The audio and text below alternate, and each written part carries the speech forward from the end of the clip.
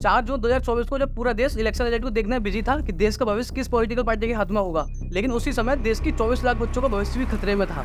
दरअसल 4 जून की शाम को एनटीए ने नीट का रिजल्ट अनाउंस कर दिया, जो कि 14 तारीख को आने वाला था, यानी दी गई तारीख से 14 दिन पहले। और रिजल्ट आने से बाद से ही नीट के रिजल्ट को लेकर पूरा सोशल मीडिया भर गया और इससे जुड़े बहुत सारे स्कैम सामने आए।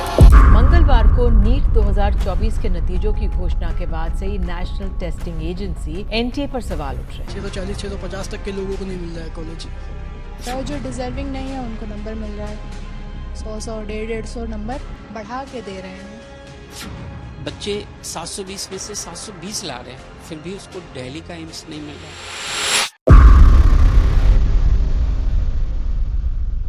नीट यूजी एक ऐसा एग्जाम है जो मेडिकल कॉलेज में एडमिशन लेने के लिए हर साल लिया जाता है और जिसके लिए माँ बाप लाखों खर्च कर देते हैं सिर्फ अपने बच्चों को डॉक्टर बनता देखने के लिए। ऐसा एग्जाम जिसके लिए बच्चे पूरी साल मेहनत करते हैं और कुछ बच्चे तो इसके प्रेशर से खुदकुशी तक कर लेते हैं। सॉरी मम्मी पापा, पर मैं किसी चीज़ के लायक नहीं। लेकिन इस बार हम हार्डवर्क कर रहे थे, बट फिर भी कोई रिजल्ट नहीं आया। कि नीट का मेंटल प्रेशर हद से ज़्यादा हो गया। और इसी एग्जाम का जब रिजल्ट आया तो बहुत सारे स्कैम सामने आए। एक ही एग्जाम सेंटर से 6 से टॉपर्स का आना जिनकी फुल मार्क्स आए, एग्जाम से पहले पेपर लीक की खबरों का आना और रिजल्ट में स्टूडेंट के ऐसे मार्क्स आना जो कि मैथमेटिकली पॉसिबल ही नहीं है। और यही नहीं, खबर ये भी है कि एग्जाम से एक दिन पहले टेलीग्राम पर कहा जा रहा था कि पेपर में बस 48 घंटे ही बचे हैं, जिसको पेपर खरीदना है वो खरीद सकता है और पर सब्जेक्ट आपको बस 30,000 रुपये भरने हैं। दरअसल ये स्कैम क्या है और एनटीए पर क्या क्या एलिगेशंस लगे हैं, इसको समझने के लिए हमको थोड़ा पीछे चलना पड़ेगा।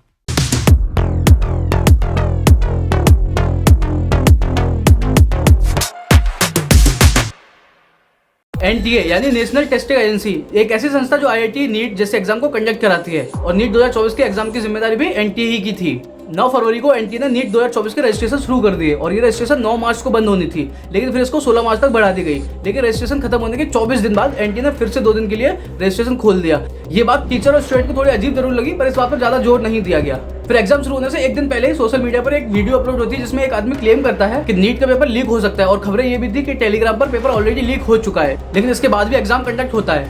पर जब एग्जाम चल रहा होता है तभी 4 बजे के अराउंड एक वीडियो सामने आती है और क्लेम होता है कि जो पेपर इसमें दिखाया जा रहा है वो नीट का पेपर है, जिसके जवाब में एनटीए ने कहा कि कुछ बच्चे एग्जाम खत्म होने से पहले ही चले गए थे और अपने पेपर्स को साथ में ले गए थे, जिससे उन्होंने सोशल मीडिया प्लेटफॉर्म पर अपलोड कर दिया। अब पेपर खत्म होने से पहले ही ऑनलाइन प्लेटफॉर्म पर पेपर का आना और अपलोड होना अपने आप में बहुत ही स्ट्रेंज इंसिडेंट है, जो कि बहुत सारे सवाल खड़े करता है। पेपर लीक से जुड़ा सबसे बड़ा इंसिडेंट बिहार से सामने आया, जब बिहार पुलिस ने पेपर लीक से जुड़े कुछ लोगों को अरेस्ट किया, जिसमें एक स्टूडेंट ने यह माना कि नीट के एग्जाम से एक रात पहले लगभग 30 स्टूडेंट को पेपर विद आंसर प्रोवाइड किए थे, जिसके लिए उन्होंने 30 से 50 लाख रुपए भी दिए, जिससे ये साबित होता है कि पेपर तो लीक हुआ था। जिसके बाद सबसे शॉकिंग इंसिडेंट नीट के रिजल्ट को लेकर आया। जब नीट के रिजल्ट की डेडलाइन 14 जून थी तो फिर एनटीए ने रिजल्ट को 4 जून को क्यों डिक्लेयर किया।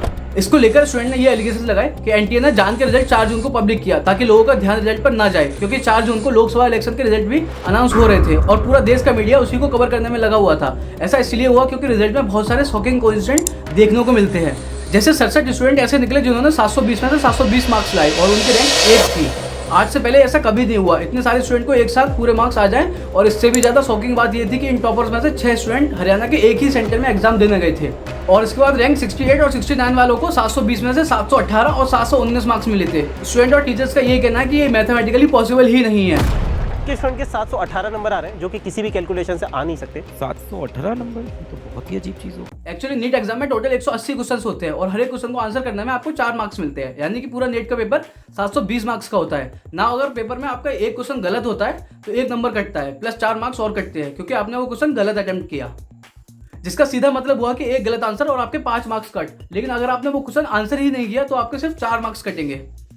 अब इन दोनों ही केस में 716 या फिर अगर क्वेश्चन गलत हुआ तो 715 मार्क्स आएंगे। तो ये 718 और 719 मार्क्स कहाँ से आ गए। अब इस चीज की सफाई देने के लिए एनटीए ने कहा कि ऐसा नंबर इसलिए है कि कुछ बच्चों को लेट पेपर मिला या किसी और रीजन की वजह से उनका टाइम वेस्ट हुआ तो उनको ग्रेस मार्क्स दिए गए हैं। क्या लॉजिक है। जब पेपर लीक की खबरें पूरा सोशल मीडिया, न्यूज एजेंसी तक इसको कवर कर रहे थे और चीजें वायरल हो रही थी, इसके बाद भी एनटीए ने इस पर कोई एक्शन क्यों नहीं लिया कि पेपर के बदले छात्रों से लाखों रुपए वसूले गए। और अब हम पूरे यकीन के साथ ये कह सकते हैं कि 5 मई को नीट की परीक्षा का पेपर लीक हुआ। बिहार के अंदर लोग अरेस्ट भी हुए, इसके बाद भी कोई एक्शन नहीं लिया गया। बिना ट्रांसपेरेंसी के स्टूडेंट को ग्रेस मार्क्स दिए गए। टोटल मार्क्स में मैथमेटिकल इशू भी आया।